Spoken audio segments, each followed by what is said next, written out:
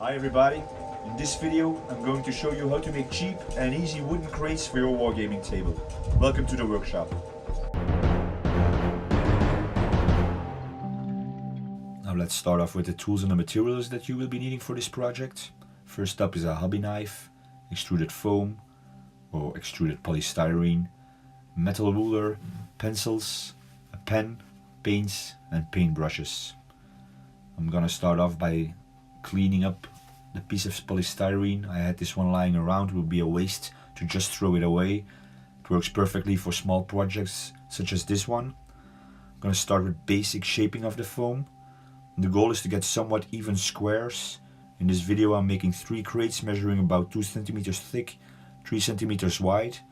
Now instead of trying to cut in one go, it's important to take your time and use several cuts so you don't damage the foam too much. Now a little damage is okay, as it will help to simulate a more rough and weathered look, which is what I'm going for in this project. And that is also the reason why I won't bother with measuring too much except in this initial stage. Here you can see me cutting, and then it's important to clean up all those little bits of foam that stick to the sides, and then I use the metal ruler as a guide to get clean cuts.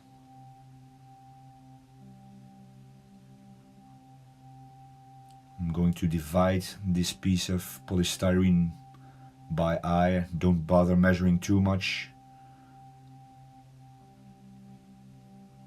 It's important to clean up the sides a little bit so the edges are straight. After this process we have about 3 somewhat even cubes. And then it's time for the next step in the process, which is the basic scoring of the foam. On this drawing you can see the red lines, which are the first cuts that we are going to make, about 1 to 2 millimeters from the side and about a millimeter deep. It's important not to cut too deep, because when we are going to run our pencil through it, the lines would be too deep. Just very gently. Top and bottom of the crate. Then we will do the narrow side. Take notice not to cut all the way through to the bottom or the top. Just connect the 2 cuts that you've already made.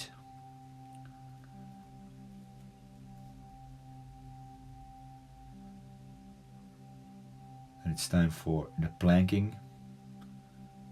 You can see on the drawing I made quite a few lines, but because these squares are kind of small, I'm going to go with 3 at the top and bottom and 2 lines at the narrow side. It's important to make the connections at the narrow part to simulate the planking.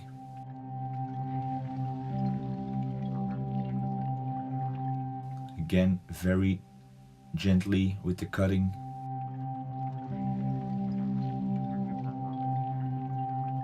Make the connections at the sides.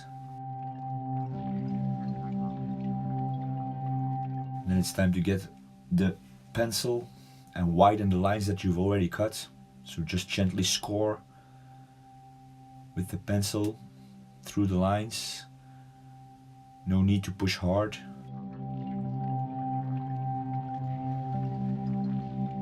Do this for all the cuts that you've made.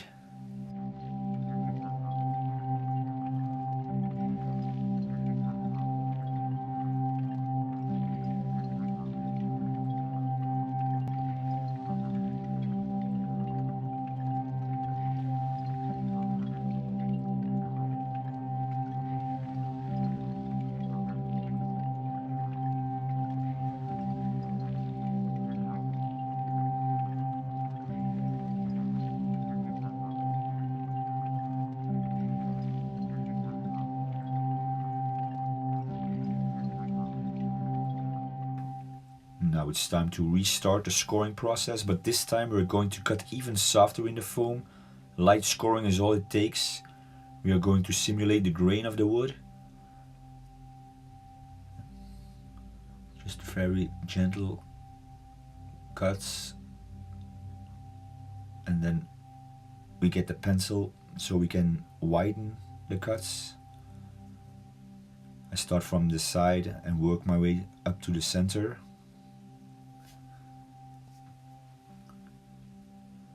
You can see the lines forming.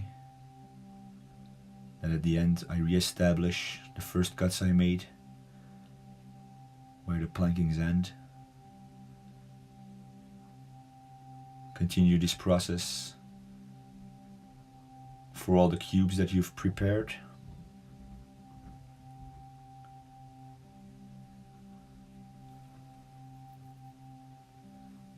And then you end up with something like this. And then it's time for painting. This is my paint recipe that I use. I used all Vallejo, but of course you can use whatever brand of paint that you like. Do not use spray paint on foam because it will melt it, destroying all your work. So I'm going to paint on the black primer. Make sure to get it all into the cuts that you've made to cover all of the blue foam and nothing comes through.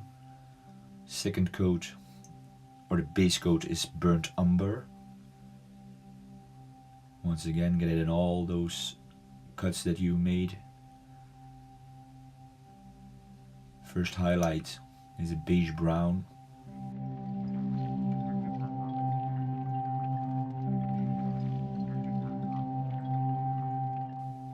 I use a dry brush technique to get out all the details that we've carved into the pieces of foam.